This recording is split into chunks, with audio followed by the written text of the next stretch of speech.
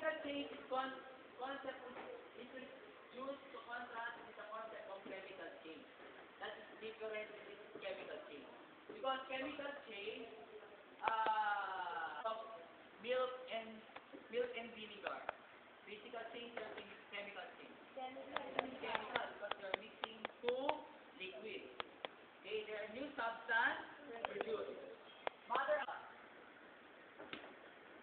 physical changes occur when objects undergo a change that does not change their chemical nature.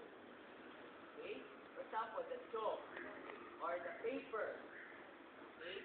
When you clear the paper, return the paper, still that's paper. Change its size, change its shape.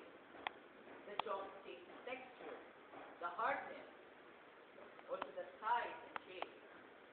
Okay? Examples of physical properties include texture, shape, size, color, odor, volume, mass, weight, and density. Now I have your pictures, different